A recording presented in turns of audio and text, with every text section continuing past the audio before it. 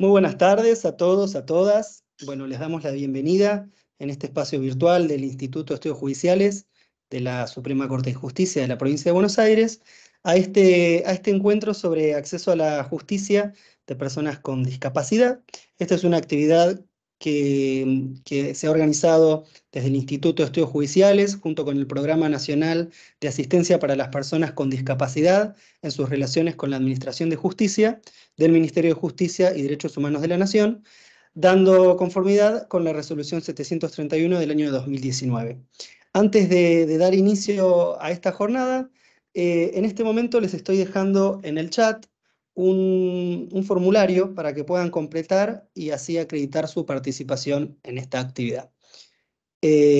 Ahora bien, quienes nos acompañan hoy y van a ser las expositoras de esta jornada, todas pertenecen a ADAJUS, al Programa Nacional de Asistencia para las Personas con Discapacidad en sus relaciones con la Administración de Justicia.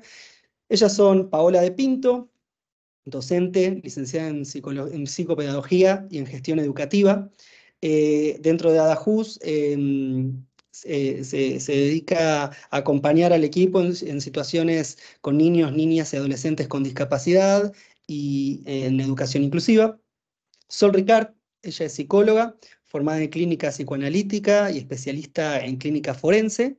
Y Yael Hergenreder, ella es abogada, especialista en familia, discapacidad y fertilidad. Integra el equipo de ADAJUS en el grupo de abogados que brindan asistencia legal y jurídica. Paola, Sol, Yael, muy agradecidos por tenerlas en el espacio del instituto, también agradeciendo a todas las personas que nos están acompañando para escucharlas a ustedes hoy. El espacio es de ustedes, así que las escuchamos atentamente.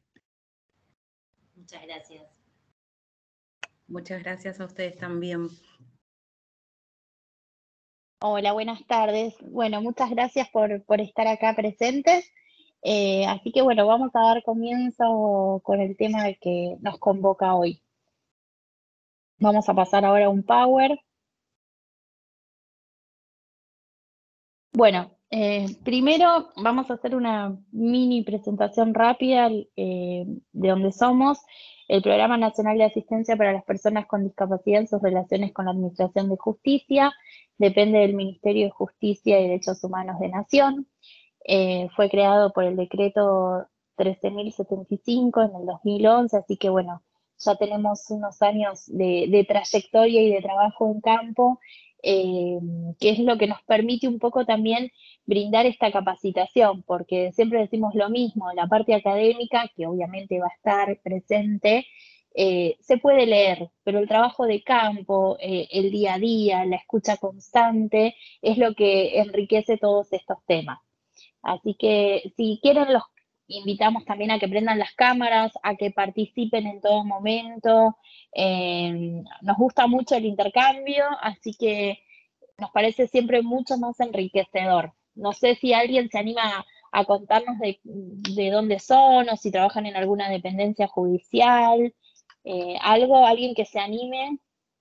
Ahí vamos a abrirles los micrófonos para que bueno, puedan tomar la palabra quienes quieran hacerlo. Ahí ya lo abrí, se pueden desmutear cuando quieran.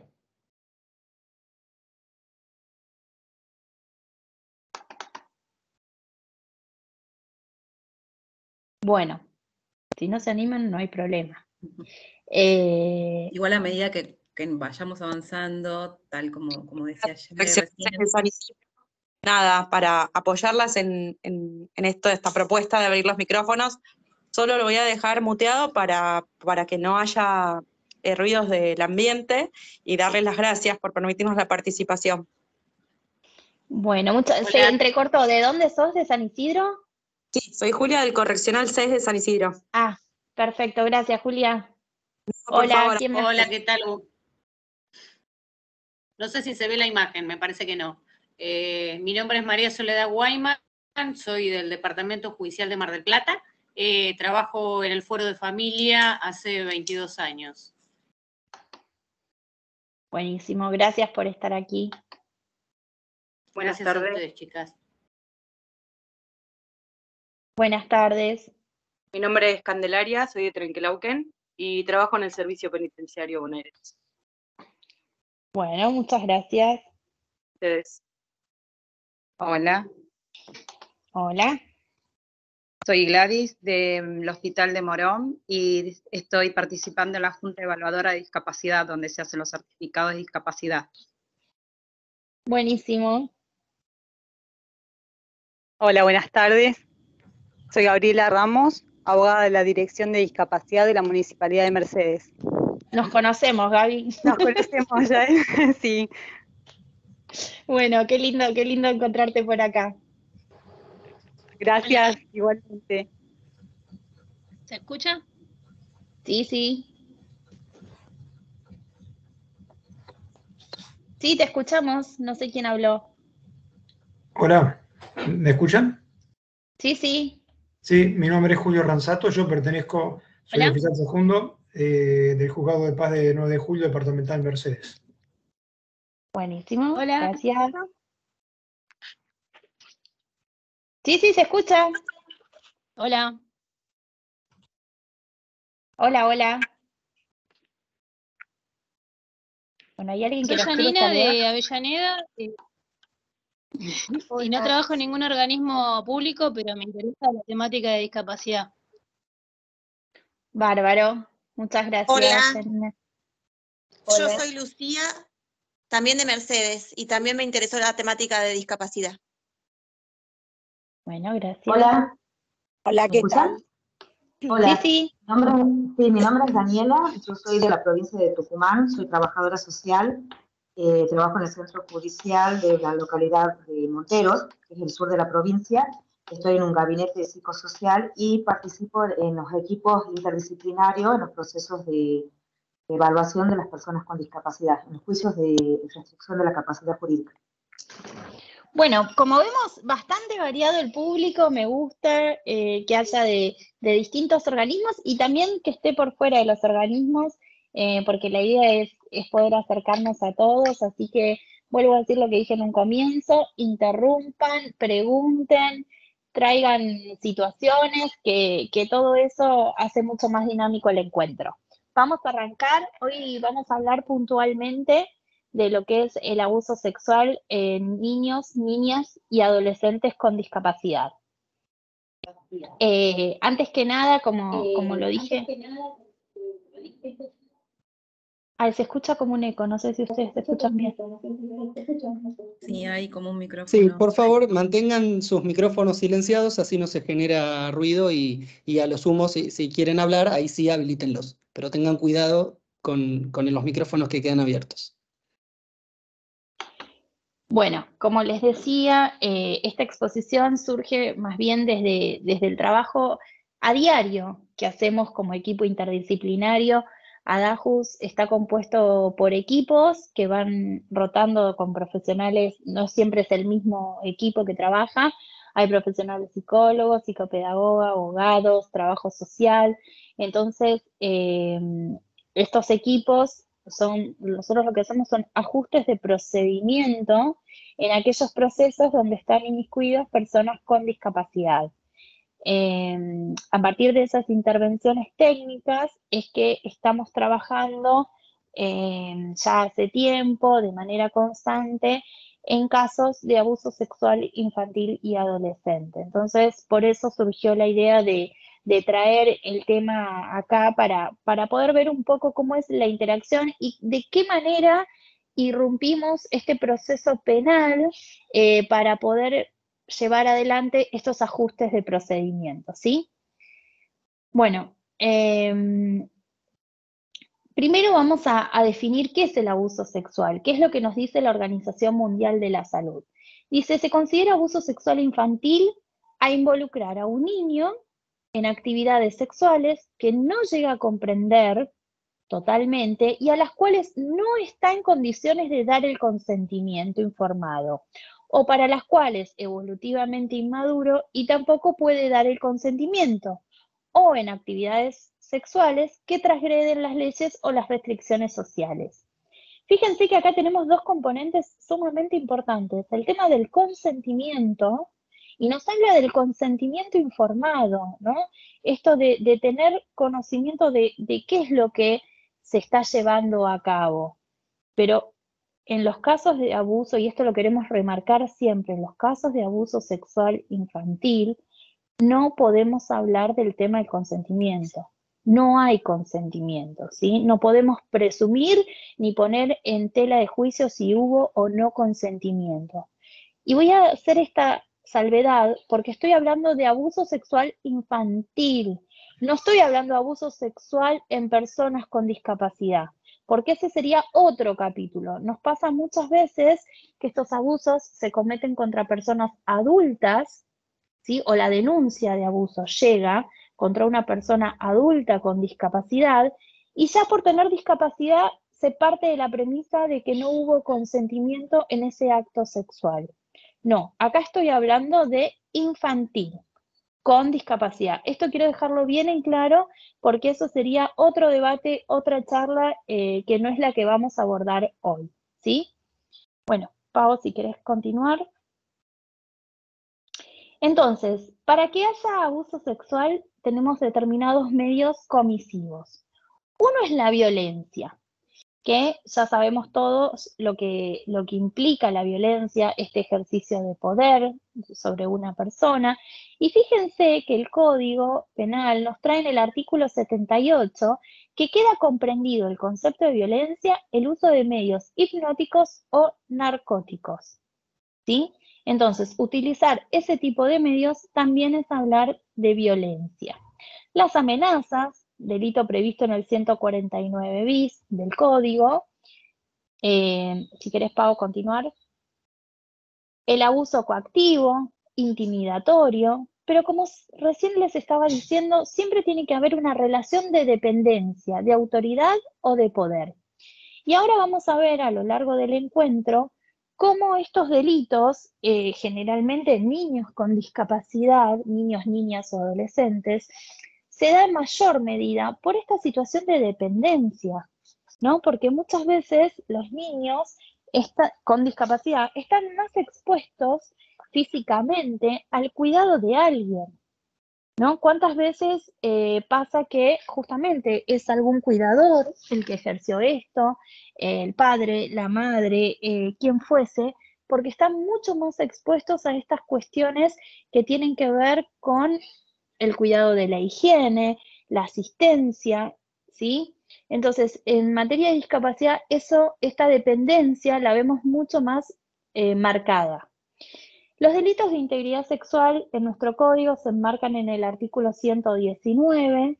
Como les dije en un principio, lo vamos a comentar, pero para que tengamos la idea, hablamos de abuso sexual simple, cuando es sometido a contactos sexuales como el manoseo o tocamientos en las zonas íntimas. Vuelvo a remarcar, no hay consentimiento.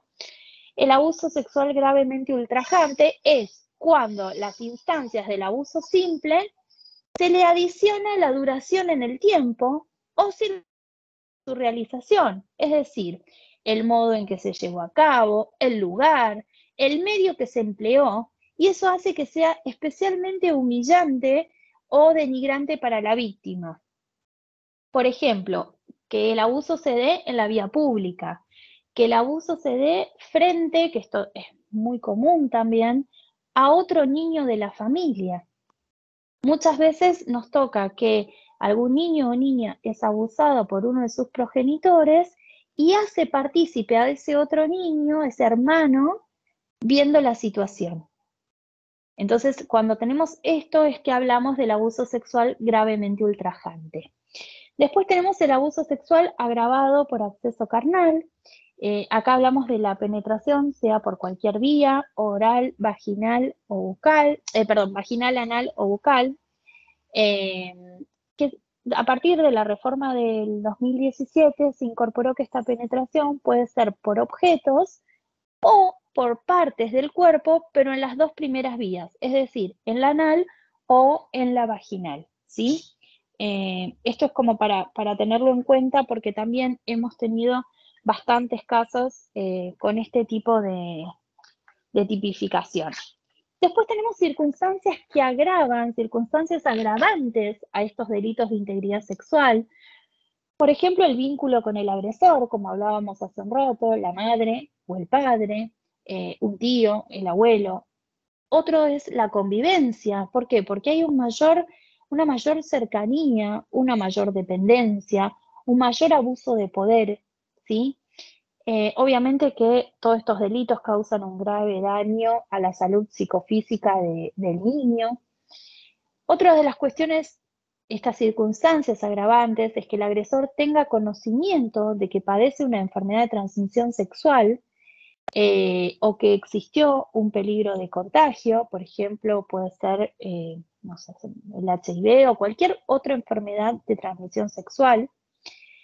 Cuando son 2 o más personas, cuando hay una amenaza con armas, cuando el agresor depende de las fuerzas policiales o de seguridad. Bueno, estos son algunos ejemplos que hacen agravante la situación del delito contra la integridad sexual. Y después el artículo 120 nos habla del aprovechamiento de la inmadurez sexual, que esto se da cuando el adulto es el abusador y somete a un adolescente que va entre los 13 a 16 años a contactos sexuales gravemente ultrajantes o por acceso carnal, aprovechando esa inmadurez sexual, ¿sí? Bueno, hasta acá creo que alguna duda. Acá estamos viendo un poquito un pantallazo muy rápido de los delitos en nuestro código, ¿sí? Pau, si querés continuar. Perdón, Yae, pero justo hay una manito levantada. Yo no la veo, avísenme, Nora chicas, Noemí. porque... No sé si quería hacer alguna pregunta o fue algo aleatorio. La mano se va. Bueno, ¿ahí querés seguir, Sol, con los indicadores vos? Sí, continuamos. Bueno, bien, ante situación de abuso sexual infantil, se ponen de manifiesto cambios conductuales que son variables, ¿no? De acuerdo a cada niño, niña y adolescente y de acuerdo a los contextos. Entonces, bueno, dentro de lo que son los indicadores psicológicos específicos encontramos llanto espontáneo, actitudes de abierto sometimiento, juegos sexuales con juguetes. Muchas veces se empieza a evidenciar conductas hipersexualizadas o conocimientos sexuales que el niño, digamos, no hay manera de que tenga acceso a eso, ¿no? Por otro lado, se pone de manifiesto un desinterés o falta de participación en actividades sociales y escolares. Quizás previamente los niños iban muy contentos y muy felices a la escuela o al club o a actividades artísticas y se empieza a evidenciar una negativa a concurrir a esos espacios a los que iba previamente. Bueno, dentro de lo que son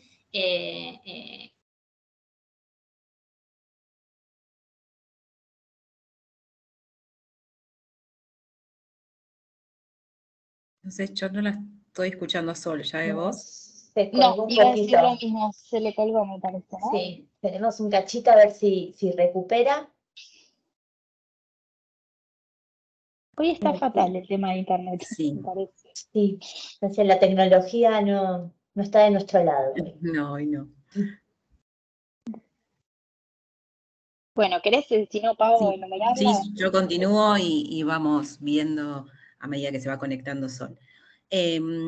Como decía bien Sol recién, actividades que quizás los niños, las niñas y los adolescentes participaban en plena confianza, con entusiasmo, y empiezan a aparecer esta falta de interés, esta falta de participación, no concurrir a actividades sociales, club, cumpleaños, o también a la rutina misma dentro de la jornada escolar.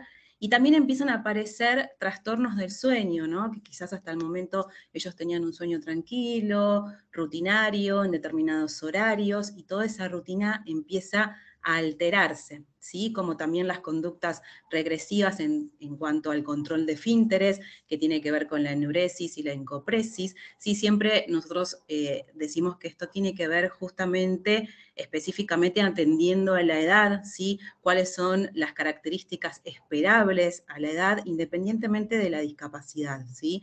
Acompañándolos en estas conductas, ¿sí? Y qué pasa con estas conductas que comienzan a aparecer cambios y características distintas a las habituales.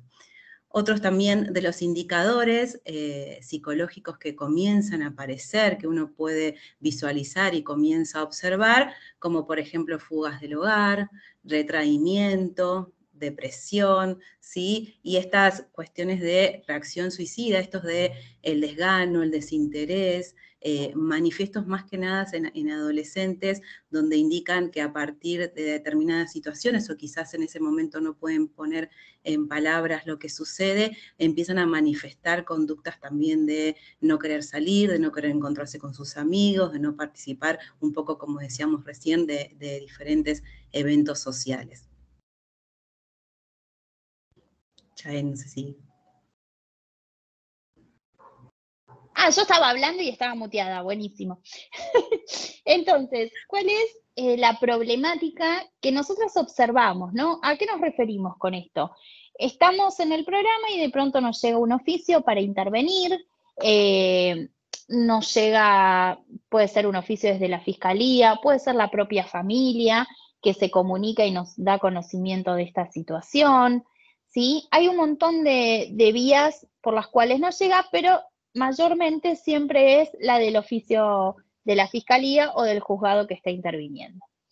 Entonces, a partir de ello, nosotros tratamos acá de traer cuáles son esas problemáticas que observamos en el proceso penal cuando hay un niño, una niña con discapacidad. La primera de ellas es la conducencia de los ajustes. Ahora vamos a ir explicando cada una de ellas, ¿sí? Otra... A ver si se daba cuenta. A uno de los compañeros, Daniel, no sé quién quedaba sin participar. No sé si hay alguien que quiere hacer una pregunta o quedó un micrófono abierto por error. No, me parece que era un micrófono abierto sin querer. Sí. Ok. Sí, yo pensé que estaba por preguntar algo, por eso me quedé. Bueno, entonces, como les estaba diciendo, la conducencia de los ajustes de procedimiento, por un lado, la declaración testimonial y la prueba pericial, que es donde mayor injerencia tenemos a través del equipo técnico interdisciplinario de apoyo. ¿Y qué pasa con esta declaración testimonial o con esta prueba pericial? ¿Qué es lo que se nos presentan? Barreras comunicacionales. ¿Cómo podemos suplir esas barreras comunicacionales? A través de los ajustes de procedimiento. Entonces, vamos a empezar a ver cada una de ellas, ¿sí? Vamos a arrancar, vas pasando ahí, con la conducencia de los ajustes. Bien, ¿a qué llamamos, pasa Pau si querés, conducencia de los ajustes? Cuando nosotros hacemos referencia a esto, primero tenemos que situarnos jurídicamente, ¿sí? ¿De qué estamos hablando? La Convención sobre los Derechos de las Personas con Discapacidad tiene 2 artículos a los cuales hace referencia con este tema. Uno es el artículo 7, donde nos habla de niños y niñas, y nos marca la importancia de que se tomen medidas para asegurar el efectivo goce de los derechos en igualdad de condiciones con los demás. Y otra de las cosas que nos habla el artículo 7 tiene que ver con una consideración primordial del interés superior del niño, este interés que tanto escuchamos sobre todo en sede de familia, ¿sí? Los estados, dice el artículo, los estados partes deben asegurar que los niños y niñas tengan derecho a expresar la opinión libremente y que esa opinión sea tenida en cuenta, de acuerdo a su edad y madurez. Entonces, ¿por qué resalto esta parte del artículo? Porque justamente esto de tener en cuenta la opinión del niño es lo que nos hace que la declaración testimonial tenga también validez, ¿no es cierto? No podemos partir de la premisa de que porque tiene una situación de discapacidad, el niño o la niña no sabe lo que está diciendo. Miren, yo siempre cuento este ejemplo porque me parece como súper gráfico para estas cosas. En una oportunidad estábamos en una cámara Gesell y la niña lo dijo muy claro, dijo, pene tocó vagina.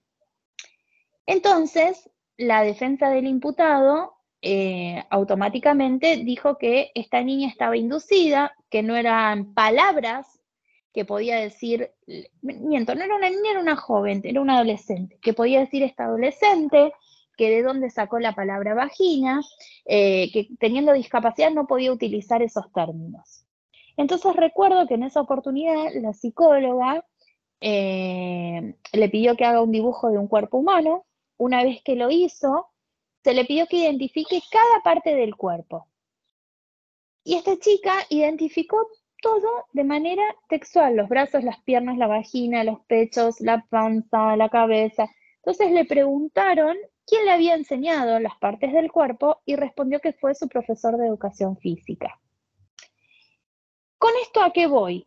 Que por el hecho de que tenga una situación de discapacidad no significa que su palabra no sea tenida en cuenta. No significa que una joven en ese momento tenía 13 años, una adolescente de 13 años, no pueda conocer los términos como corresponde, no pueda decir pene o vagina.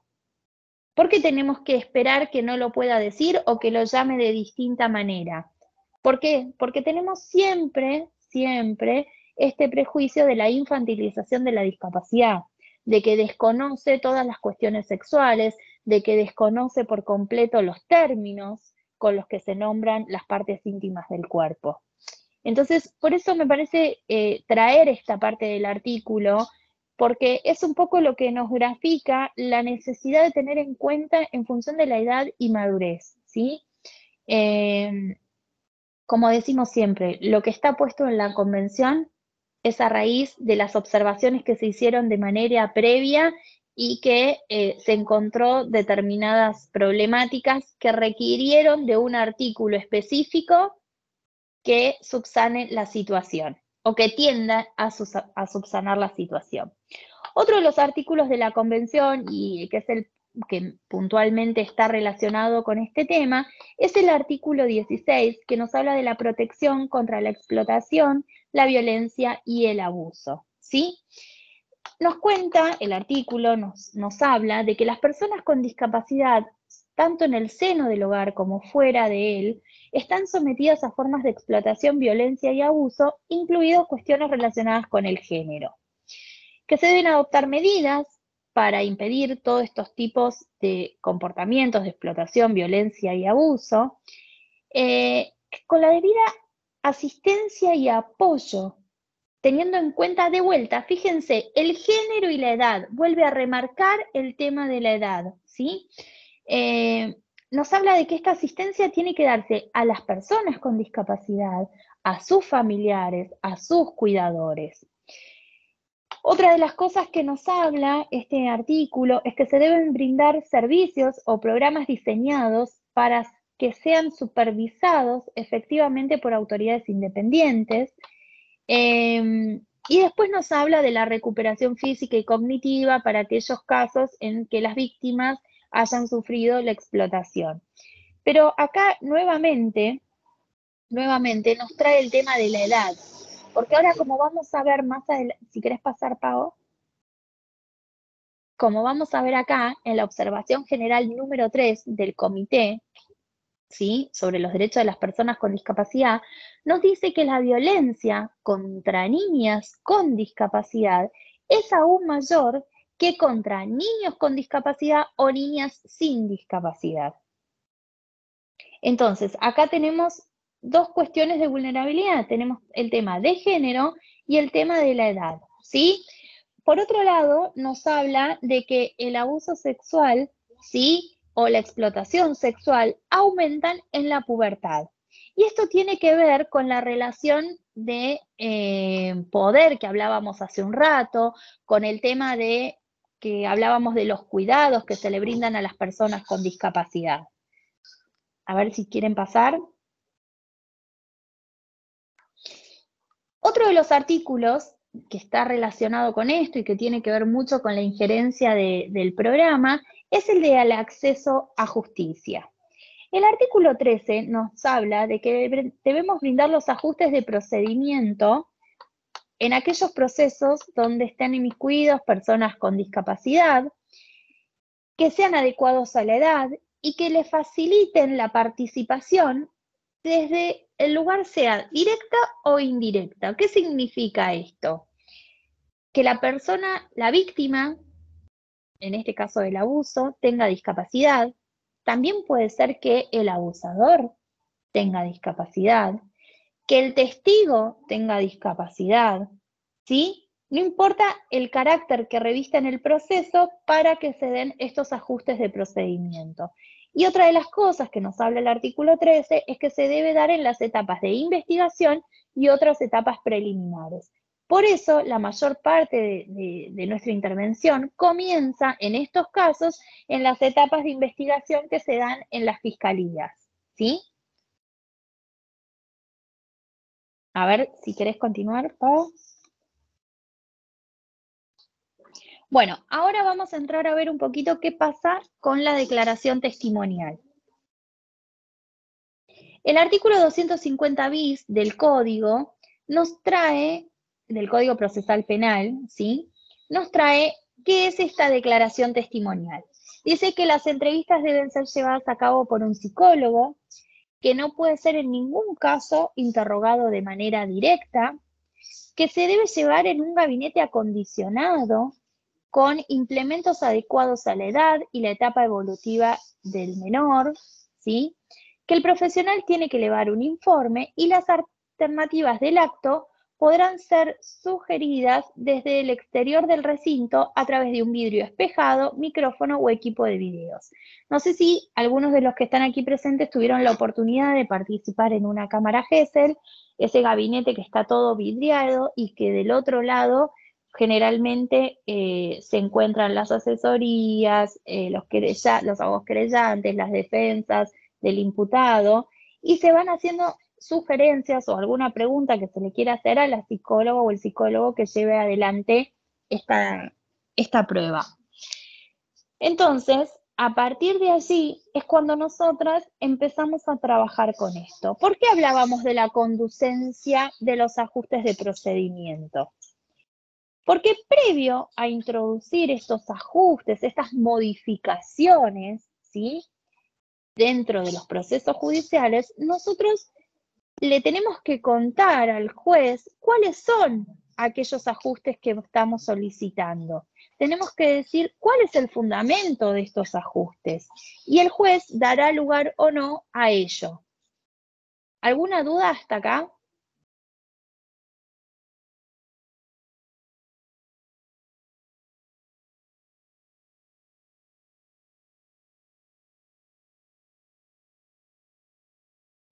¿No hay ¿Tienen alguna dudas hasta pregunta acá? acá? Bueno, si no seguimos avanzando, quizás surjan a partir de lo que vamos contando. No sé si quieres avanzar, Pau. Ahí dice Agustina Forte, levantó una manito, ¿puede ser? ¿Se me escucha? Sí, sí. Te escuchamos, Agustina. Quería consultar, yo soy perito intérprete, ¿en qué momento ingresa en este tipo de casos los intérpretes de lengua de señas? Bueno, eso ahora lo vamos a charlar porque nosotros lo que hacemos, AJUS trabaja como equipo. Nosotros tenemos intérprete en lengua de señas y comunicación no verbal y intervenimos justamente en adecuar, que ahora lo vamos a explicar con Sol, el tema de la declaración testimonial y las pericias, ¿sí? Pero generalmente, vuelvo a lo mismo, se recibe a través de un oficio donde el fiscal nos hace el pedido de intervención para tomar esta declaración testimonial, porque es recién allí donde el niño o la niña con discapacidad tienen una participación directa en el proceso, porque generalmente la denuncia comienza cuando la realiza alguno de las personas que tienen a su cargo el cuidado del niño o la niña. Totalmente, totalmente. Justamente es en esta instancia de declaración testimonial, donde empiezan a emerger preguntas en relación a si esos niños, niñas y adolescentes tienen la capacidad de brindar esa declaración, ¿no? Y allí es donde viene la demanda de consulta y de intervención de nuestro equipo, a partir de justamente esta pregunta, que muchas veces no es una pregunta, en los mejores casos es una pregunta, muchas veces ni siquiera se hace esa pregunta y se determina que no tienen posibilidad de declarar, digamos, a raíz de un diagnóstico, ¿no? Entonces, partiendo de esta pregunta, ¿no? De si estos niños tienen posibilidades de brindar declaración, nos parecía pertinente empezar por el artículo 2 de la Convención de los Derechos de las Personas con Discapacidad, que tiene para mí mucha potencia, y mucha potencia también para derribar las barreras actitudinales que tenemos muchos de los profesionales u operadores judiciales al momento de interactuar con niños, niñas y adolescentes con discapacidad. ¿Por qué digo que tiene mucha potencia este artículo? Porque brinda una definición bien amplia de lo que es comunicación. Nosotros tendemos a pensar desde el sentido común que el lenguaje es únicamente el lenguaje oral. Bueno, justamente Agustina, vos que sos intérprete de lengua de señas, estás así en tema, digamos.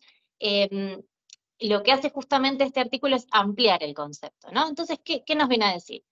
La comunicación incluye los lenguajes, la visualización de textos, el braille, la comunicación táctil, macrotipos, dispositivos multimedia de fácil acceso, sistemas auditivos, lenguaje sencillo, medios de voz digitalizada, otros medios y formatos aumentativos o alternativos de comunicación. O sea, son fundamentales, y es fundamental que los profesionales estén interiorizados en la utilización de estos medios aumentativos y alternativos de comunicación. Y luego, lo que viene a decir este artículo es que el lenguaje no incluye solamente el lenguaje oral, como les mencionaba antes, sino que también incluye la lengua de señas y otras formas de comunicación no verbal.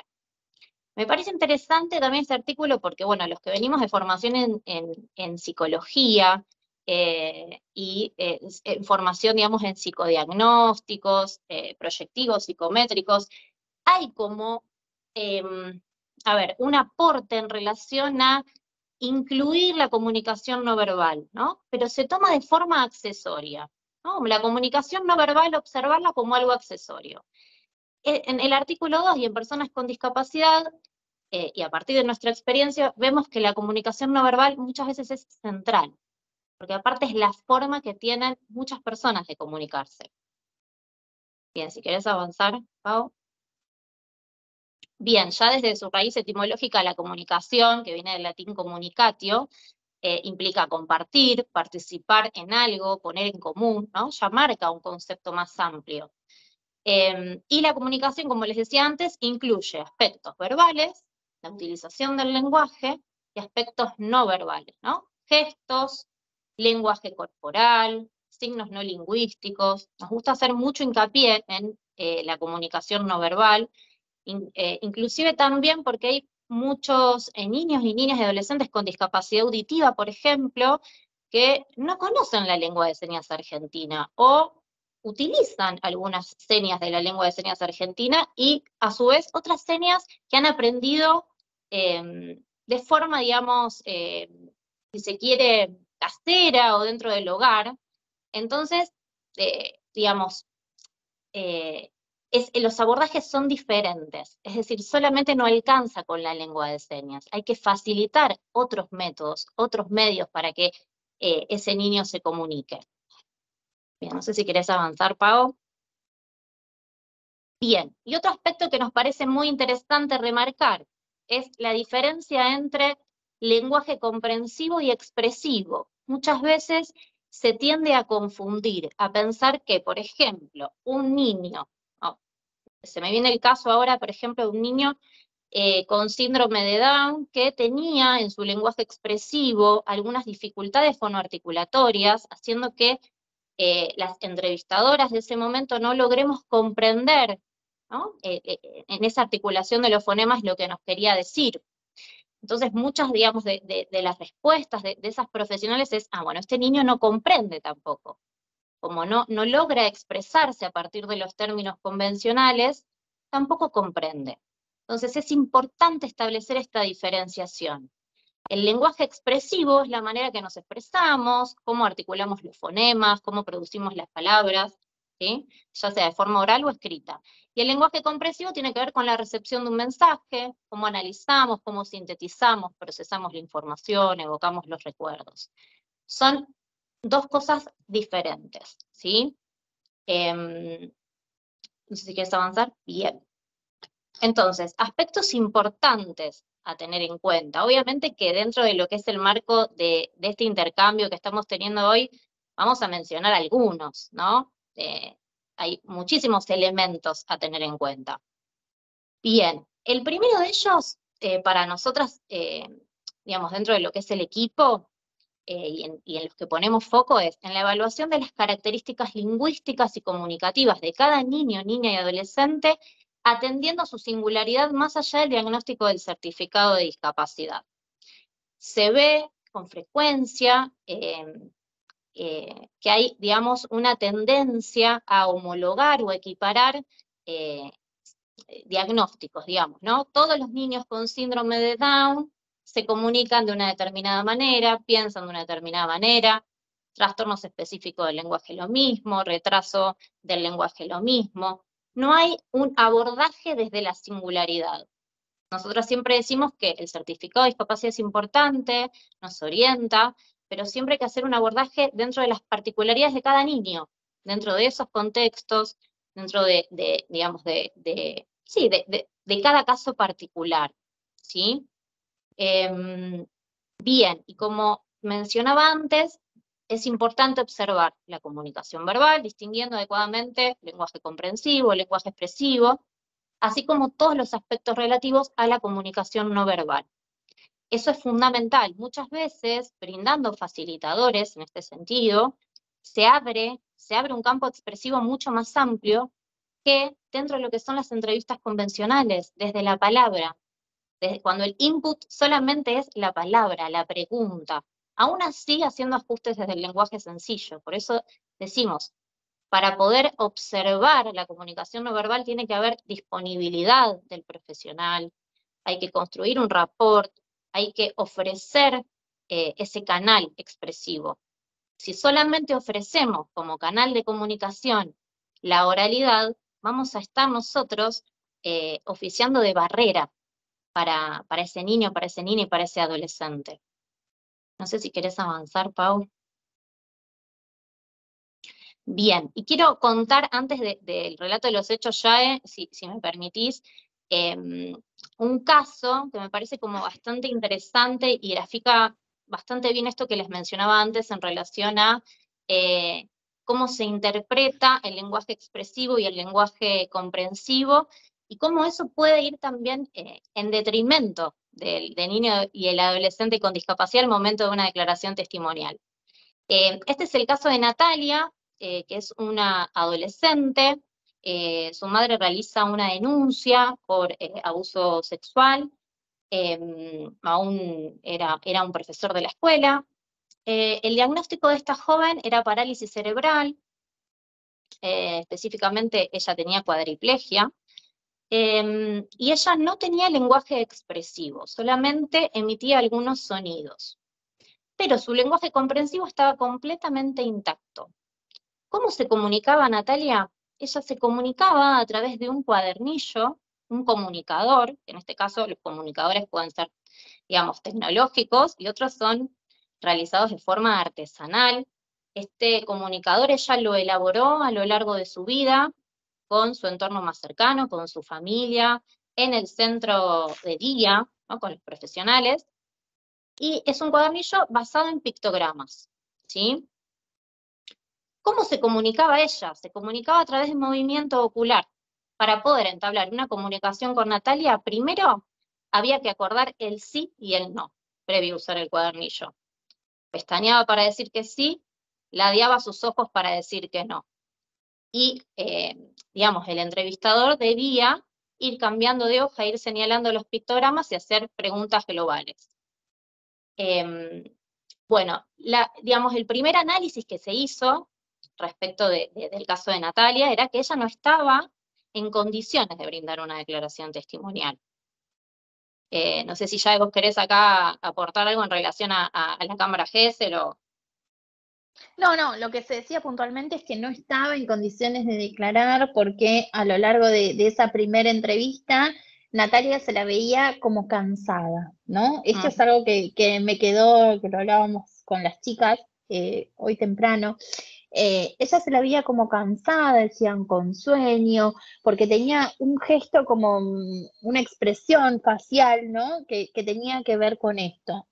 Y sin embargo, nosotros nos dimos cuenta que no tenía que ver con el cansancio, que no tenía que ver con el sueño, sino que era un rasgo de su cara, era algo que ella, un gesto que hacía continuamente, pero que nada tenía que ver con el cansancio o con el sueño. Entonces, estaban a punto de decir que una persona no podía declarar en cámara Gesell por malinterpretar un gesto no verbal. ¿Sí? Exactamente. Fíjense la importancia también de esto que comentaba Sol hace un rato, de la comunicación no verbal. Y mientras vos hablabas, Sol, yo me acordaba de otro caso que lo trabajamos prácticamente todo el equipo, seguramente se van a recordar también conmigo.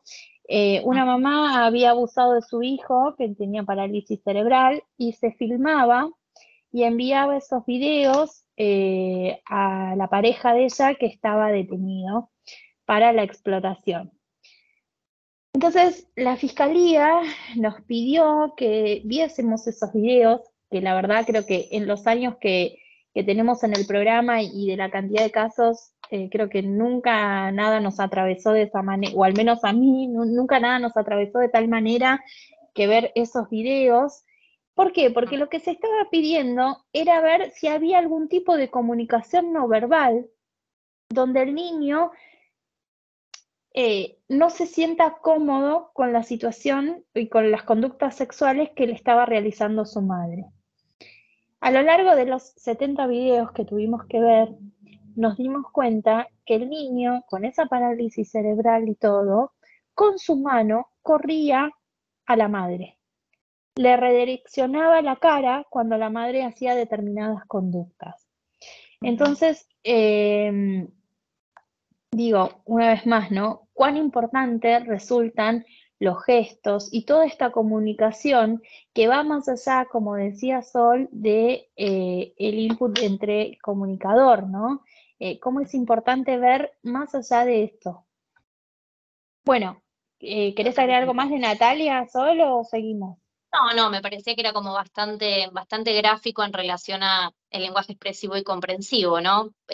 Básicamente como para cerrar el entorno de los profesionales que la acompañaban y demás, al entrar en contacto como equipo con ellos, porque bueno, básicamente ellos conocían su forma de comunicarse, nos decían, no, ella siente que está encerrada en un cuerpo y se frustra mucho cuando dicen que no entiende, o cuando hablan, cuando va, por ejemplo, a una heladería y escucha que hablan y dicen, ay, pobrecita, y digamos, es esa sensación, ¿no? Es como si fuera un objeto, ¿no? Que no la registran.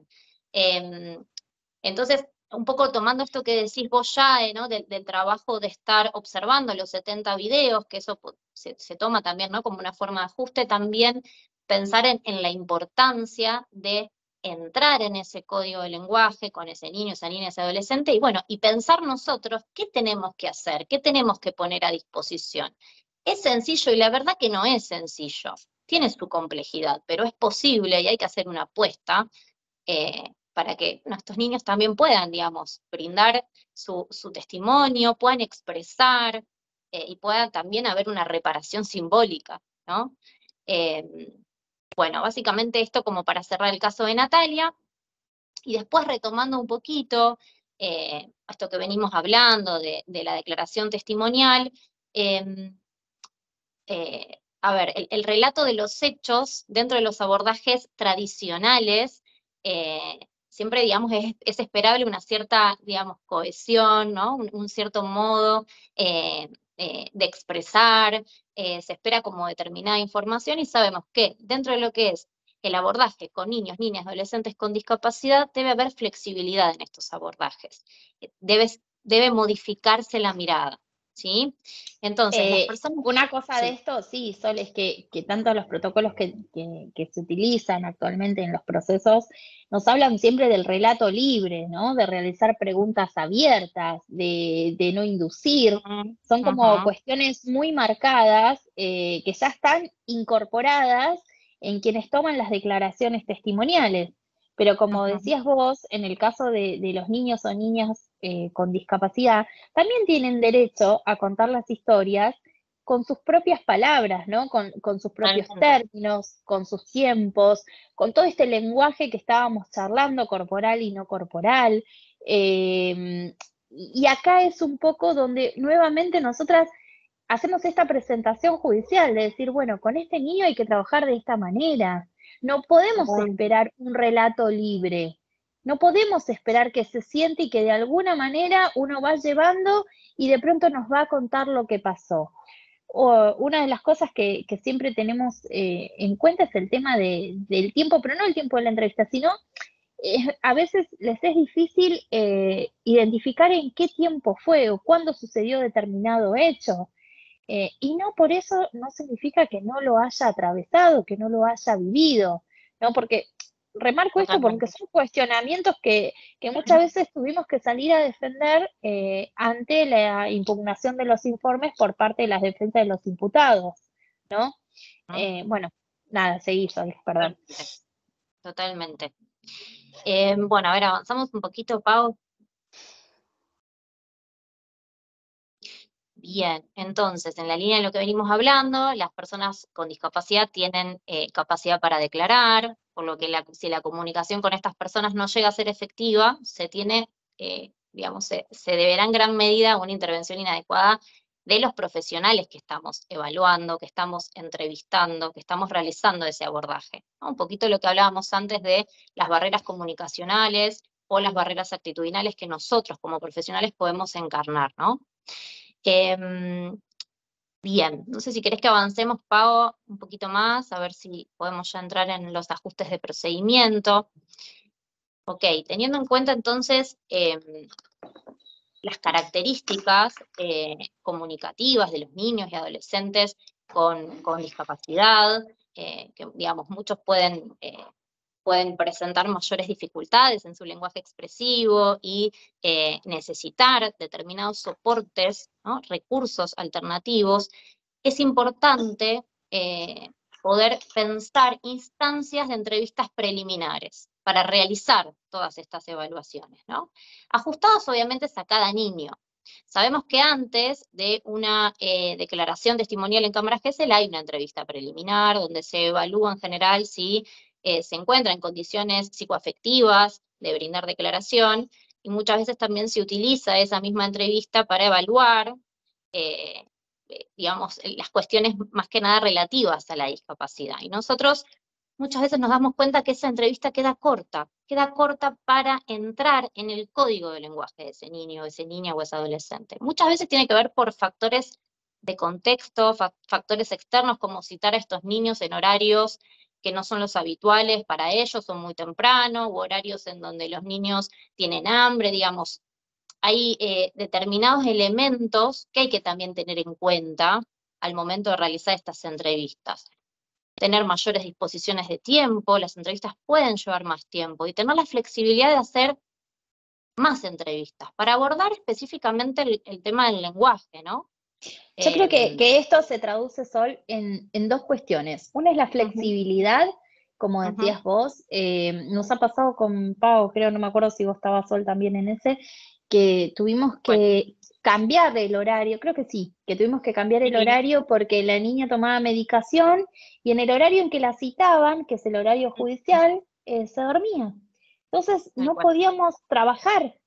Y en el horario en que la niña podía llevarlo a cabo, estábamos un poco fuera de este horario judicial. Bueno, tiene que ver con esto, ¿no? De esa flexibilidad. Y otra de las cosas que siempre hablamos en materia de discapacidad es la creatividad, ¿no? Porque estos ajustes de procedimientos son un traje a medida. Los vamos elaborando en cada caso en particular.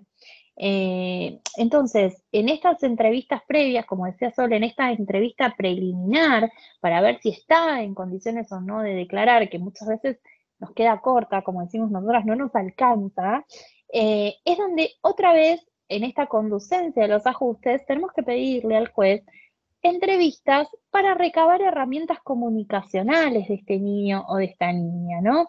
Y estas entrevistas preliminares tienen que ver con estas averiguaciones, con los referentes educativos, con profesionales tratantes, con familiares, con el entorno más cercano, con redes de apoyo, a veces con el propio niño o niña. Por supuesto, no vamos a llevar o no vamos a traer el tema, porque sabemos la cuestión de la revictimización y demás, simplemente es a los efectos de que nos conozcan, los conozcamos a ellos, veamos de qué manera se comunican, de qué manera vamos a diseñar después con el profesional que tome la cámara Gesell esa entrevista, ¿sí? Por eso es tan importante toda esta etapa previa a la declaración testimonial para llegar a una declaración que después no sea efectiva a todos, ¿sí?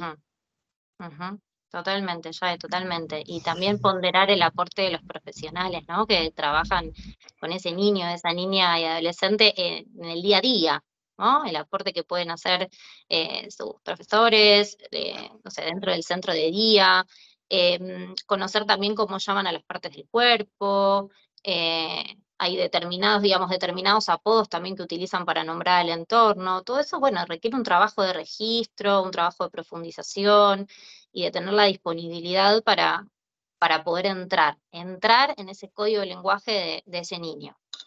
¿Qué, Pau, ibas a...? Sí, y algo importante y que nombrábamos al principio, que detrás de un diagnóstico que se incluye en un certificado único de discapacidad, que es sumamente importante, no nos olvidemos que hay un niño que trae una historia y que a través de esa historia construyó su forma de comunicarse, de vincularse con el otro, ya sea un adulto, ya sea un docente, ya sea un profesional de la salud, y que en esa construcción fue armando herramientas para comunicarse. Y cada uno de esos profesionales o de un docente, ya sea dentro de una institución educativa, de un familiar, de algún referente, por ejemplo, de algún club, todos nos van a poder construir y nos van a poder brindar herramientas para llegar al fin, que es comunicarnos, ya sea a través de pictogramas, ya sea a través de dibujos, ya sea como en el caso de Sol que manifestaba este cuadernillo con pictogramas y los movimientos de sus ojos, ¿sí? Todas esas comunicaciones, todas esas herramientas, que van a permitirnos poder derribar esas barreras comunicacionales y que nosotros nos va a permitir justamente acercarnos y poder indagar un poco más a través de esta entrevista preliminar y averiguar aquellas cuestiones que a nosotros nos van a permitir justamente poder, como decía recién, derribar estas barreras comunicacionales que son las que más se presentan, y no solamente quedarnos en un diagnóstico de TEA, por ejemplo, de un trastorno de espectro autista o de un niño con una discapacidad intelectual, diciendo, bueno, todos los nenes que tienen o todos los chicos que poseen este trastorno o que poseen estas características van a hablar de determinada manera, van a responder de determinada manera. Sabemos, como decían recién muy bien también Sol y Yae, que lleva más tiempo, sí, demora más tiempo, pero en ese tiempo, que a veces es escaso y que a veces queremos indagar más, nos va a permitir acercarnos un poquito más y poder conocerlo desde otro lugar. ¿Avanzamos, chicas? Así. Bueno, entonces, si querés las vamos viendo juntas. Esta declaración testimonial, nosotros marcamos algunas pautas para la interacción entre el profesional y el niño, la niña o el adolescente. Uno, tomar esta posición de escucha activa, ¿no? Incluyendo, como hablábamos, toda esta percepción del lenguaje oral. Planificar No descansos. ¿Qué dije yo? No, el lenguaje no verbal sería. Sí, perdón, oral. sí. Y Perdón. Del lenguaje no verbal. Planificar descansos y otras actividades, porque muchas veces no pueden permanecer por largos tiempos concentrados o sentados. Entonces, hacer estos intervalos, estas pausas que le permitan descomprimir esa situación que también de alguna manera puede ponerlo incómodo o incómoda al niño o a la niña, ¿sí? Tener en cuenta que la persona con discapacidad, esto que hablábamos hace un rato, nos puede proporcionar menos detalles cuando se le pida un relato libre. Entonces, muchas veces que acá es un tema que a mí me encanta pelearme con la defensa del imputado sobre esto, el tema de las preguntas abiertas o de esto del relato libre, ¿no? Yo me acuerdo en un caso que también conversábamos hoy, se dio en el medio de la pandemia, donde todos estábamos ayornándonos a los sistemas informáticos, a las audiencias telemáticas, tuvimos que intervenir en un caso en Tucumán, donde la niña, bueno, era muy chiquita, no tenía prácticamente ningún tipo de lenguaje, fue muy difícil, esto nos llevó muchas reuniones con la psicóloga que iba a tomar la declaración, y uno de los ajustes tenía que ver con que la niña en realidad en esta cámara tenía que señalar los 8 imputados que habían cometido este delito tan aberrante, entre otros. ¿Cómo hacemos para que una niña de 4 años, que no tenía prácticamente ningún tipo de lenguaje, no solo por una situación de discapacidad, sino también por la situación cultural donde vivía, por la situación de víctima de violencia, porque tenía 4 años. Esa niña creció con esos abusos. Entonces, ¿cómo hacemos para que esta niña identifique a estos 8 imputados? Entonces, en este caso lo que se hizo es se trabajó a partir de imágenes de personas, donde en esa cierta cantidad de imágenes estaban los imputados. Se pusieron sobre la mesa y se trató de observar cuáles eran esa comunicación no verbal o aquellas palabras, porque la nena decía palabras como sueltas, que surgían a partir de esto, ¿no? Y de esta manera se identificó a los imputados. Obviamente la defensa nos decía que esto era la rueda de reconocimiento y nosotros desde el lugar, como ya lo pasamos rápidamente, porque imagínense que si no nos da el tiempo para plasmar toda la defensa técnica que siempre ponemos, lo fundamos en esto, en la convención, en las observaciones, en la cuestión de discapacidad, en la cuestión de género, en la cuestión de la edad. Y esto tiene que ver con los ajustes, ¿sí? Por eso digo, esta parte del relato libre muchas veces no se da, no queremos decir siempre, pero muchas veces no se da, y esto es lo que nos permite flexibilizar estos protocolos tan estandarizados que tenemos. ¿Seguimos? Ahí, Sol, ¿querés continuar? ¿O sigo yo, como quieras? Sí, sigo. Bien, como decías antes, hay que considerar también no solo la situación de discapacidad, sino los aspectos interculturales, la migración u otras formas de vulnerabilidad. Bien, en lo que es las entrevistas, hay como determinadas pautas, ¿no? Obviamente que siempre a mí me gusta señalar, es el caso por caso. Nosotros sugerimos abordar un tema por vez, ser lo más concreto posible en la conversación, utilizar lenguaje sencillo, utilizar mucho la repregunta, porque muchas veces ante la respuesta afirmativa del niño se pasa a otra pregunta y no garantizamos la comprensión. Es decir, se puede repreguntar utilizando otras palabras, ¿sí? Bueno, usar palabras y estructuras más bien sencillas, concretas, tomar elementos del discurso de ese niño, esa niña, ese adolescente y utilizarlos al momento de preguntar, ya sea desde el lenguaje oral y también desde la comunicación no verbal. Hablar despacio, hablar con claridad, volver a repreguntar si hay algo que nosotros no entendimos, repreguntar, bueno, mira, no, esto no lo entendí, me lo podrías volver a decir. Bueno, evitar oraciones extensas, evitar términos que sean polisémicos o muy abstractos, ¿no? Muchas veces en relación a lo que es el relato libre, es necesario ser más concretos en la pregunta, ¿sí? Porque, bueno, hay muchos niños que no tienen todavía desarrollada la capacidad de abstracción, entonces es necesario volver sobre lo que es una estructura más sencilla, más concreta, ¿sí? ¿Avanzamos un poquito? Ahí ya estamos en la otra. Bien. Facilitarle la comprensión del objetivo para el cual fue convocado. Bueno, eso también es un gran, digamos, desafío. Es algo importante porque muchas veces se piensa que porque es un niño con discapacidad no hay que contextualizarlo, se pasa por alto, y es importante, ¿no? Es uno de los elementos que también hacen que ese niño se sienta cómodo, se sienta contenido, y también pueda preguntar, puede indagar, puede observar la sala. Hay muchos niños que necesitan tocar, observar, mirar, especialmente en cámaras Gesell, ¿no? Donde hay una cámara, donde hay un vidrio, tomarse ese tiempo de contextualizar. La pasaste y en junio ya te está preguntando si ya volvés a atender. No entiende. La última vez que hablaste fue en abril. Me parece que se disparó un micrófono. Sí. Bueno, ahí va. Ahí vamos. Bueno. Bueno, después en relación a los tiempos, el tiempo es un gran tema, como decíamos antes, ya es importante brindarle el tiempo suficiente a la persona con discapacidad para responder, tomarnos las pausas que sean necesarias. Las entrevistas pueden llevar más tiempo, pueden ser compartimentadas en 2 momentos diferentes. No está bueno que el niño el mismo día sea evaluado en la declaración testimonial y en la pericia, digo, contemplar estas cuestiones relativas al tiempo, ¿sí? Y también con este tiempo, Sol, con este tiempo también respetar los silencios, ¿no? Muchas son tan veces incómodos, muchas veces. Sí.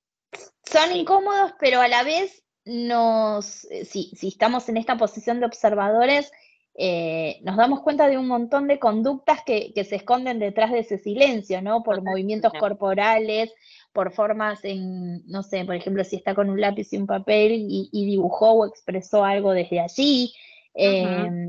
Otra de las cosas que decimos siempre es no completar las frases. Y también siempre asegurarnos de que haya comprendido lo que queremos transmitir. Esto lo decimos con un niño y lo decimos con un adulto. Porque muchas veces creemos que porque a la persona con discapacidad auditiva le ponemos la intérprete, no se entendió. Y no, la realidad es que no. Muchas veces creemos que a la persona, al niño o niña, por ejemplo, con discapacidad auditiva, que puede leer, comprendió lo que figura allí. Y no, la realidad es que no. Entonces, muchas veces tenemos que asegurar la comprensión y no suponer. Sí, Pau. Sí, también con esto del lenguaje, del uso del lenguaje sencillo, no incluir que por el hecho de incluir diminutivos en determinadas palabras uno asocia que entendió esa persona con discapacidad, y acá también hago mención a lo que decía Yae, no solo en el tema que nos compete hoy en niñas y adolescentes, sino con adultos con discapacidad, que uno en determinadas palabras utiliza diminutivos como para asegurar entendió, ¿sí? Entonces, el mensaje o la información, o en esto que mencionaba sobre el lenguaje comprensivo, va más allá de la utilización de este diminutivo, ¿sí? Nosotros, a través de la repregunta, o de respetar esos silencios, o otorgarle más tiempo a esa entrevista, de esa manera nos vamos a asegurar que realmente comprendió por qué está ahí, cuál es el motivo que lo llevó ahí, y qué va a pasar a partir de ahora en este proceso, porque eso es muy importante, más allá de la discapacidad o no, entender qué está sucediendo y por qué estoy ahí, contextualizar, como decía Sol, en esto de qué va a pasar, quién me va a entrevistar, por qué estoy acá, ¿no? Eso me parece lo más importante también dentro de este proceso y de esta situación, más que nada.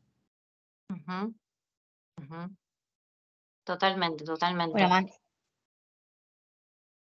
Bueno, creo que esto es un poco ya, lo que figura acá es un poco lo que veníamos hablando y lo que comentaba recién Pau, ¿no?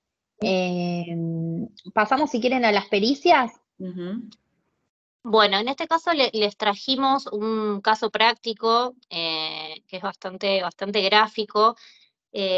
A mí me gusta utilizar el término de la potencia que tiene muchas veces la etiqueta diagnóstica, obviamente que no es algo bueno, pero sí tiene mucha potencia para colocar a esos profesionales en relación a los abordajes, ¿no? Entonces, digo, es importante, el diagnóstico nos orienta, pero hay que atender cada caso en su singularidad. Bueno, este es un caso que nos llega, se contacta la querella con el programa, solicita asesoramiento, porque está en cuestionamiento si una joven, Florencia, se encuentra, digamos, con posibilidades de brindar declaración o no. Florencia es una joven, en ese momento tenía 15 años, con síndrome de Down. Ella, les cuento un poquito como para que sepan, bueno, cuál era la modalidad que tenía ella de comunicarse.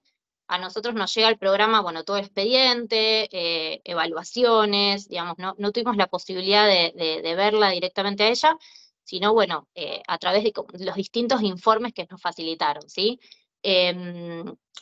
Después sí hemos tenido posibilidad en la Cámara Gesell, pero digamos, dentro de lo que es el rastreo previo, figuraba allí un montón de recursos comunicativos. Ella utilizaba repertorio oral, algunas palabras quizás las modificaba, digamos, más que nada en relación a los nombres de sus familiares y su entorno, utilizaba apodos específicos, y se comunicaba muchísimo con el cuerpo, con las señas, con los gestos, y utilizaba también los dibujos. Hacía unos dibujos muy detallados, ¿sí? Entonces, en este caso, dentro de lo que, digamos, en las distintas instancias, nosotros tomamos el informe del psiquiatra que la evalúa a ella a partir de la solicitud de la respuesta de los puntos de pericia, ¿no? Entonces, les trajimos acá como un cuadro bastante gráfico, no sé si querés avanzar, Pau. Las respuestas, así como la ven en la columna derecha, sí. Ahí alguien quiere hacer una pregunta, me parece. ¿Puede ser? Instituto IDEA. Sí, tiene la manito levantada. No. No escucho bien, no sé si hay alguien que nos está queriendo hacer una pregunta. Ahí en el chat No, me dice parece que que no. no tiene micrófono y que no ve los cuadros, pero yo los veo bien, no sé si alguien más tiene la dificultad. Ah, ok. Todos pueden ver el cuadro que está Perdón, yo tampoco los veo. Las veo a ustedes. No. Debe ser Ah, porque no. está. Porque se ve la barra de sonido, de cámara, todas esas barras, no sé, calculo. No, es un power que estamos pasando desde el comienzo con todo lo que estamos charlando. Eso es lo que no pueden ver. Yo sí puedo ver. Yo también lo puedo ver bien. Yo también veo. Bueno, capaz es por el dispositivo con el que estén conectados. Igual no se preocupen, porque No, todo lo porque que está en el lo power que es lo que vamos a estamos contar. charlando. Y Sí, más, para mí así que no se preocupen. Sí, yo hice esa aclaración porque me parecía como bastante gráfico de muchas veces los abordajes que tienen algunos profesionales, ¿no? Como de una entrevista, una evaluación, puede surgir respuestas tan acotadas y tan poco ajustadas a la singularidad. Bien, entonces, no sé si ahí me escuchan o me quedé... Ah, bien. Te escucho. Porque venía algunos que estaba como detenida la cámara. Bien, puntos de pericia. Si padece alteración mental permanente y o prolongada, presten atención, ¿no?, a determinados términos, que son bastante, con mucha carga, ¿no? Mucha carga hasta estigmatizante, si se quiere. Respuestas. Padece una alteración mental permanente y prolongada, ¿no? Padecimiento, ¿no? El término de padece una alteración mental. Segundo punto de pericia, gravedad de la alteración mental y cálculo o medición de la misma en grados o categorías. La respuesta de este profesional fue: la misma remite a una grave insuficiencia de sus facultades mentales. Tercer punto de pericia, capacidad para interaccionar con su entorno y expresar su voluntad. Su capacidad para interaccionar con su entorno y expresar su voluntad se encuentra francamente cercenada, ¿no? Miren ahí cómo está marcando ya un posicionamiento. Esta joven no tenía ningún tipo, para este profesional, ningún tipo de posibilidades de comunicarse con su entorno, ni de expresar su voluntad, por su diagnóstico, ¿no? Punto de pericia. Si padece incapacidad absoluta, la respuesta de este profesional: su incapacidad en términos médico-legales es prácticamente absoluta. Allí también mezclando, ¿no?, cuestiones legales en este informe. Determinar las condiciones cognitivas, lingüísticas y socioemocionales. Su respuesta fue: sus condiciones cognitivas, lingüísticas y socioemocionales remiten a las restricciones ya enumeradas. Si su relato posee consistencia lógica, y homogeneidad contextual, si posee engranaje contextual de suceso, respuesta afirmativa. Esta fue la respuesta, no hubo ningún tipo de desarrollo ni justificación. Entonces digo, estos abordajes del modelo médico hegemónico hoy en día se siguen viendo. Se siguen abordando los casos de personas con discapacidad desde este abordaje, ¿sí? Hoy en día estamos parados en otro paradigma, en el paradigma social. bueno, simplemente como para tener en cuenta, ¿no? ¿Qué es lo que pasa cuando llegan estos niños y cómo son evaluados muchas veces en estas instancias? Muchas veces no llegan ni siquiera a la instancia pericial porque suele pasar como consideran que no están capacitados para brindar declaración testimonial, se anula la posibilidad de ser evaluados mediante una pericia, que muchas veces es una instancia donde hay otros recursos que pueden facilitar la posibilidad de expresarse, ¿no? Bien, y tomando un poco lo que venía diciendo, es importante tener en cuenta la inclusión de los recursos facilitadores de la comunicación, en términos de apoyos para la comunicación. Antes hablábamos del artículo 2 de la Convención, que incluye los formatos aumentativos y alternativos, que incluye la comunicación no verbal, que incluye los gestos, ¿sí? Bueno, todos estos elementos son apoyos para la comunicación, ¿sí? Pueden ser pictogramas, hay muchos pictogramas que se pueden bajar de la página de ARASAC, otros, digamos, se pueden conseguir en páginas. Digo, no es necesario tener un montón de recursos súper tecnológicos para tener estos soportes visuales, comunicadores, cuadernillos, indagar si la persona se comunica a través de estos dispositivos, conocer los dispositivos tecnológicos. Si el niño o niña utiliza el TOBI, por ejemplo, bueno, utilizarlo, conocerlo, utilizar diversos... Y muchos sí, son construidos, perdón, Sol, muchos son construidos, como decías vos anteriormente, caseros, ¿no? Ellos ya tienen cuadernillos elaborados artesanalmente o en su centro de día, con sus profesionales externos, con la Escuela de Educación Especial, con la escuela que ellos trabajan, con sus acompañantes, sus apoyos, ya están construidos y esos también, ellos están acostumbrados en lo cotidiano a utilizar esos pictogramas, esos recursos, esos soportes, que hacen que ellos también le den una cierta familiaridad y una cierta disposición positiva hacia ese proceso, ¿no? En poder utilizarlo y sentirse cómodo con la utilización de esos formatos.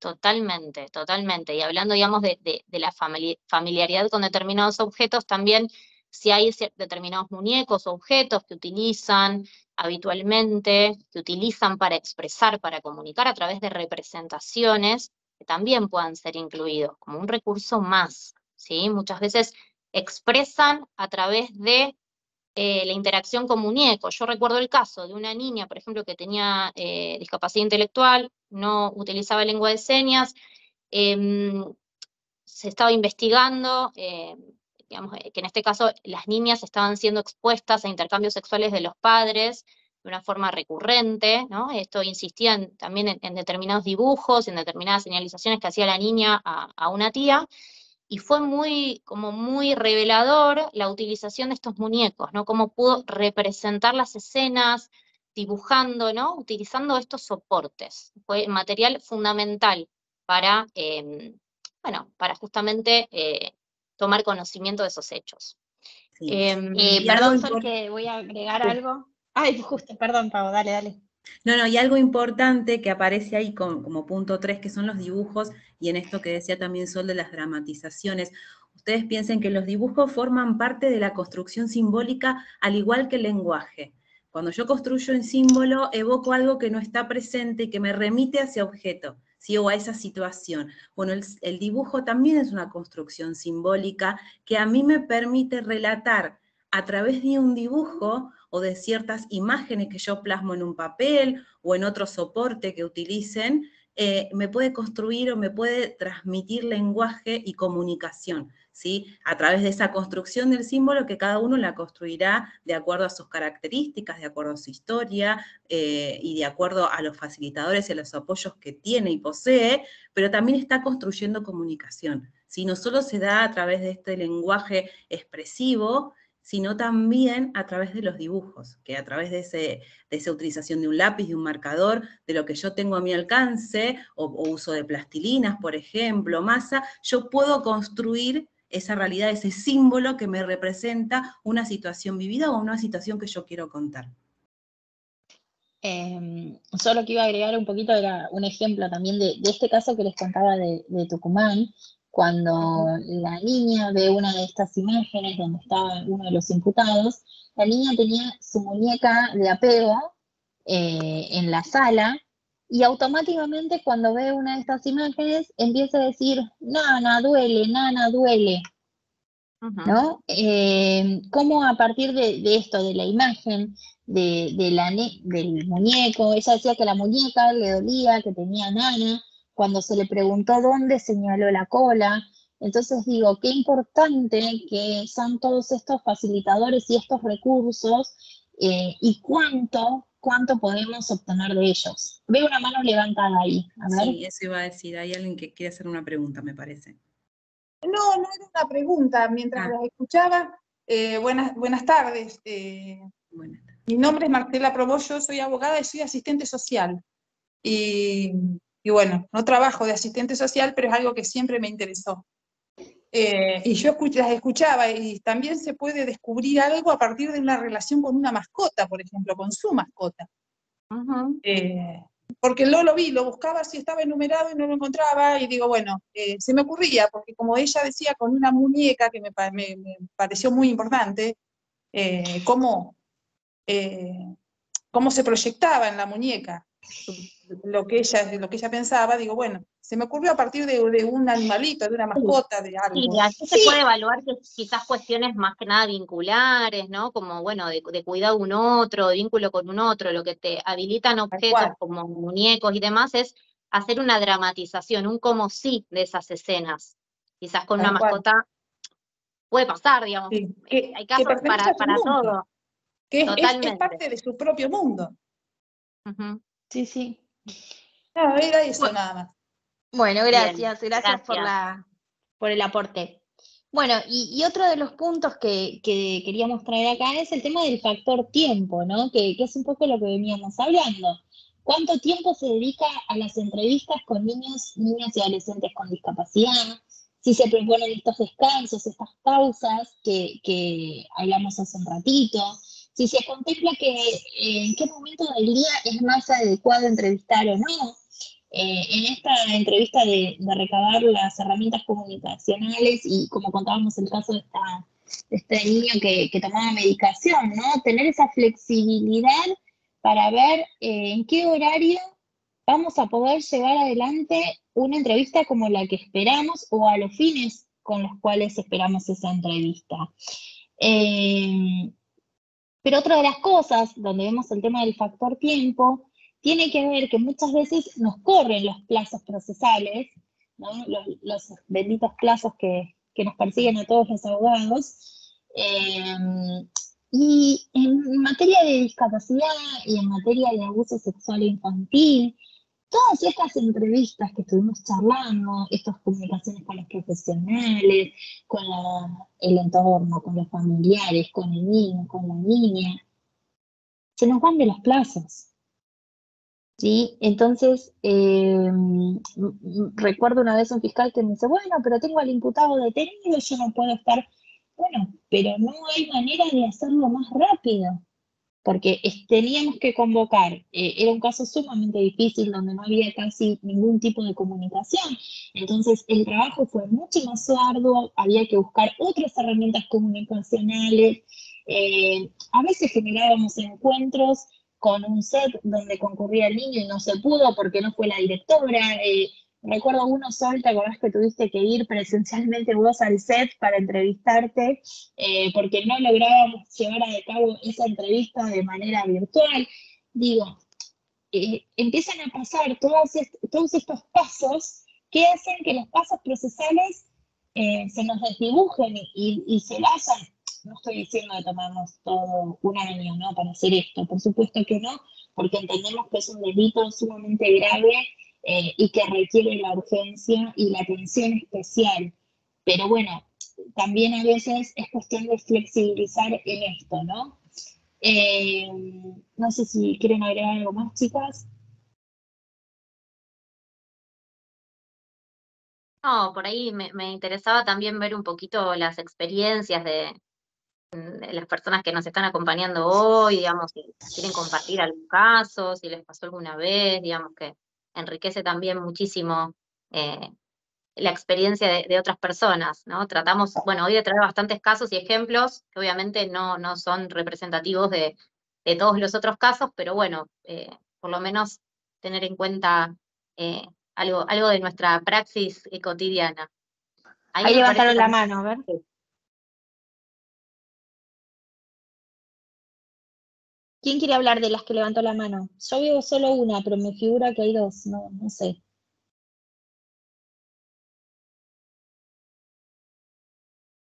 Vayan habilitando el micrófono, Sí. no hay Ahí problema. veo a Agustín Bazán, ¿puede ser?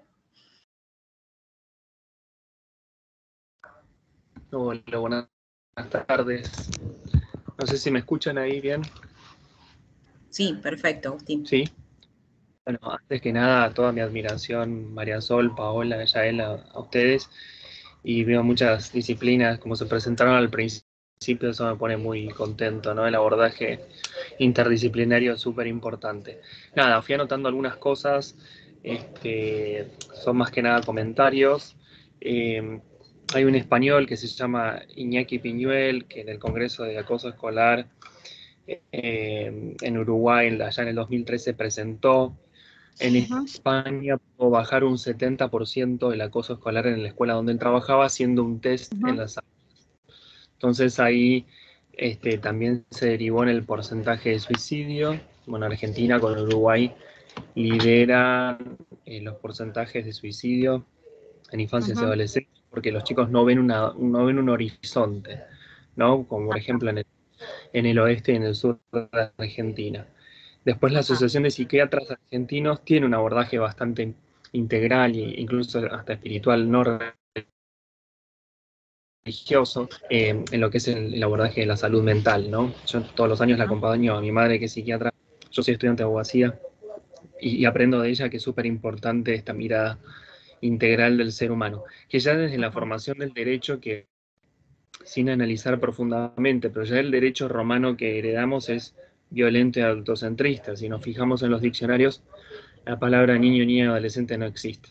Entonces también hay que pensar si se puede cambiar ese paradigma de toda la parte materialista que tiene nuestro derecho, que es lo único que más o menos tiene mayor peso, ¿no? Hoy en día.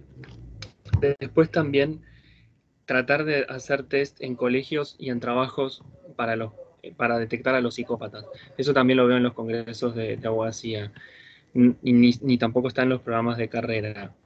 No se sabe lo que es un psicópata. Un psicópata es manipulador, no tiene empatía, no se cura, es una estructura mental.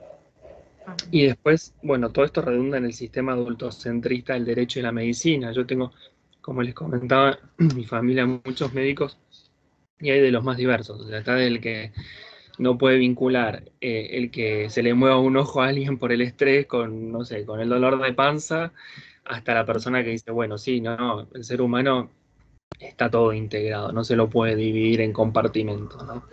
Así que bueno, nada, yo agradecerles muchísimo a ustedes toda esta formación que nos brindan y todo el debate que abren. Muchísimas gracias.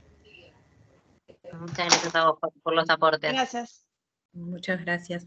Creo que en el chat escribió Janina Alderete que no se le puede activar el micrófono. No sé si hay alguna forma. En realidad tiene para desmutearse directamente, capaz que sea el micrófono el problema, porque desde acá están habilitados, se tienen que desmutear nada más. Perfecto. Eso es general, digamos, no puede manejarlo individualmente. Bueno, ¿y alguien más que nos quiera decir algo? Habiliten directamente el micrófono y digan que no hay problema, porque ya nos quedan los últimos minutitos para compartir. Igual, Janina, se lee el chat, así que si querés llevar ahí la consulta o el comentario, podés.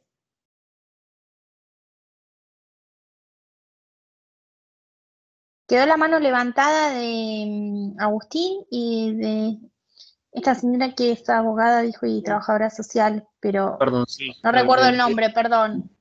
Veo a Candelaria, puede ser que esté. Sí, No, me olvidé de comentar un caso, pero después, cuando terminen, lo comento.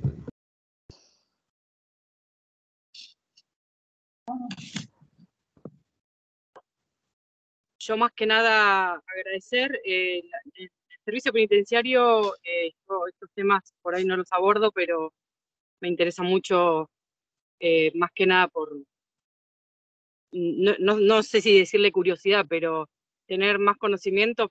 El día de mañana nunca sé si me pueda tocar algo en relación. Así que agradecerles. Y no puedo abrir el chat, no puedo llenar el formulario que mandaron, así que no sé si es problema mío que no se me habilita el chat. Decime tu nombre, por favor. Candelaria Muniz. Dale, ¿tenés cuenta en el campus virtual del instituto? Sí. Listo, ya te agrego entonces, no te preocupes. ¿Qué tal? Buenas tardes. A mí me pasa lo mismo, no puedo habilitar el chat, así que tampoco vi ni pude hacer preguntas, pero bueno, nada, quería solamente agradecerles también por la exposición y por todo lo que uno puede aprender en estos ámbitos. Muchas gracias. Gracias. Ay, perdón, ¿me querés decir tu nombre? Así tomo nota. Sí, Gabriela Ramos. Bueno, la verdad que para nosotros también... Hola, buenas tardes. Sí, buenas tardes. Sí, mi nombre es Alexis Kosiski. Quería hacer saber que a mí me pasa lo mismo con el chat. No pude visualizarlo en ningún momento de la charla. No sabía que le estaba pasando a otros compañeros y compañeras.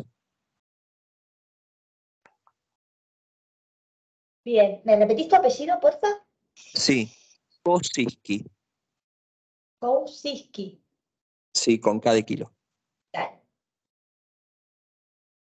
Igual el chat lo pueden ver arriba, si se meten en la burbujita que dice chat, ahí lo visualizan. A veces hay dificultades si están en el teléfono porque la cámara queda toda chiquitita y puede ser más difícil. Claro, muchas gracias. No, por favor. Bueno, como les decía, agradecemos muchísimo al instituto por la convocatoria que nos hace año tras año, a todos ustedes por habernos escuchado en este ratito. Acá les dejamos nuestros medios de consulta, que es ajus@jus.gov.ar, o pueden comunicarse al 5300-4000, internos 78348-78349. Bueno, hay otros más, pero pusimos estos dos como para tener más a mano, ¿sí? Así que bueno, muchísimas gracias a todos, a todas por estar acá, y esperamos verlos próximamente, seguro en próximo cuatrimestre o el año que viene estaremos trabajando nuevamente con el instituto. Gracias. Muchas gracias, que tengan buenas tardes.